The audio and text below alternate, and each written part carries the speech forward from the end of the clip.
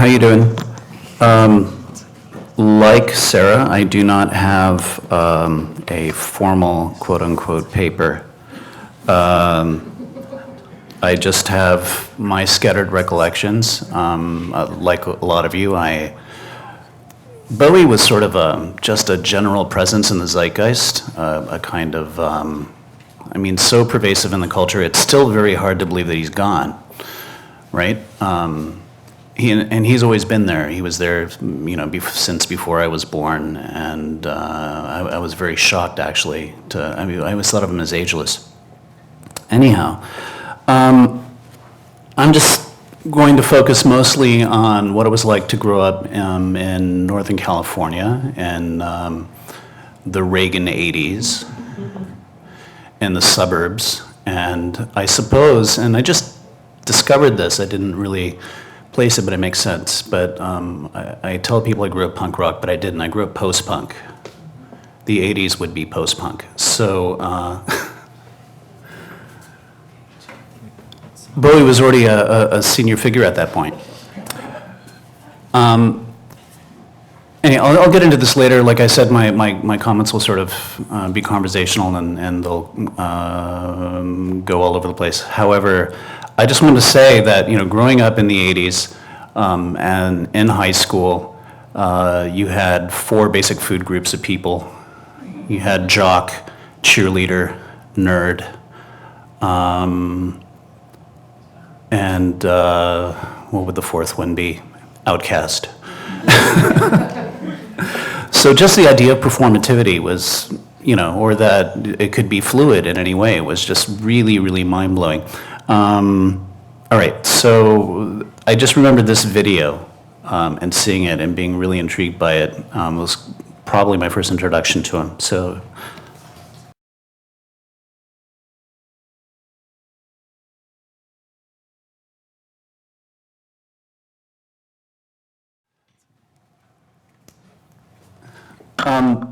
To me, this particular video really encapsulates what I find is so lasting in his legacy, which is essentially his insistence on theatricality and his insistence on total ambiguity. It's very hard to read directly into, a lot of people have reported this as a sort of a throwaway. This is, of course, from the album Jager, which would form part of his quote-unquote Berlin trilogy. When he left decadent Los Angeles and he decided to spend some time in Berlin with with Brian Eno as his Zen master and producer, and this Lodger is actually been critically sort of neglected as his last album, but you can see from the incredibly sort of bombastically positive lyrics, right? When you're a boy, you can wear a uniform. When you're a boy, you can buy a home of your own, right? Ambiguity is written into every level, and then you can also see, and this is something that always struck me, is his incredibly consummate skill as an actor. To me, David Bowie is above and beyond a musician. He was an actor, and you can see, right, in the three drag personas that he does in this video, he can immediately switch, chameleon-like, he can switch his characters with just a few gestures. The gum popping 60s person, the elderly dowager. And you can also see that always written into every single one of his personas, there was always something that referred back to artifice, and there was always also a love of that kind of the transparency of artifice and of removing that gesture, right? Like smearing the lipstick that he, applied so carefully beforehand. It seems to me like a very essential gesture, right? In other words, it's not just putting the mask on, but tearing the mask off. But these are, of course, all things that have occurred to me later as I sort of think about and move more into this territory. As far as me seeing this for the first time, I had no idea what it was that I was seeing. I had no idea that this kind of theatricality was possible. And as such, it communicated to me. Another moment that I had with Bowie actually came from a much earlier period, which was Hunky Dory, which was the album Kooks. I mean, not the album Hunky Dory and the song Kooks. And hearing that specifically as a lullaby for outsiders and for misfits.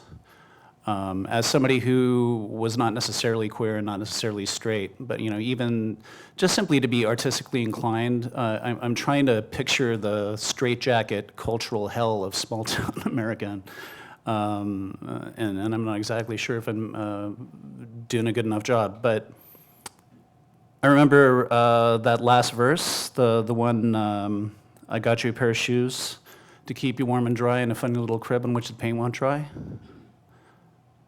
Does anybody know that? Can you sing along? I got you a pair of shoes, a trumpet you can blow, and a book of rules of what to say to people when they pick on you, 'cause if you stay with us, you're gonna be a little kooky too, right? To me, that was a lifeline. And what you see a lot, I mean, I see this from my friends, I see this as a critical response from lots of people. Bowie was that, and he extended the theatricality. I mean, rock and roll is always sort of a vehicle for whatever is lying, dormant under the zeitgeist. And at the origin of rock, with Elvis and everything else, it was race. White people were not allowed to listen to black music, and then black music emerged with a vengeance. And then, very strangely, British youth started to listen to Muddy Waters and Blind Lemon Jefferson, and started playing it ferociously with a vengeance, right? And Bowie, of course, comes in at the time where that sort of, where that subtext had sort of played itself out. As he said in numerous interviews, I didn't want to be in another Muddy Water covers band. So he took it to the next logical extent, or the next logical stage, which I would suppose would be queerness and gender. I'm still on the fence as to whether he was using it just simply as a logical extension of his theatrical practice or of his musical practice. I'll let the scholars sort that out. There does seem to be something very artificial and very calculated in the way that he played around with these tropes, and the people who have more carefully parsed their scholarly statements will probably be more nuanced in their analysis. All I just wanted to say was that simply being theatrically different was enough for me to sort of give me hope and to eventually direct my steps away from Northern California to New York. Now, about the musical, and I'll conclude my remarks with this. So I had through a very strange series of coincidences, I was asked to write a musical about Klaus Nomi. And in writing it, I got a very interesting perspective on David Bowie, which is the perspective from the true queer outsider, which Klaus Nomi was. Klaus Nomi was a German countertenor. He was a very, very skilled countertenor at a time when countertenor was not popular. In today's classical music world, he would have been a superstar. Countertenor was not really accepted back in the 70s. He was an usher at the Berlin Opera, and his earliest performance was in a drag parody of Das Rheingold, where he was a Rhine maiden, and he finally decided to just go to New York, but mostly he thought of himself as a pastry chef. He baked pies, right? And through, there was a night that was put on together by Anne Magnuson. This is all in the play. It was just simply a night for new wave bizarre performances at a place called Club 54. And he appeared in this robotic costume and sang an opera, sang a really beautiful opera, aria. I believe it's Lakme. I would show it to you, but we're not lecturing on Nomi today.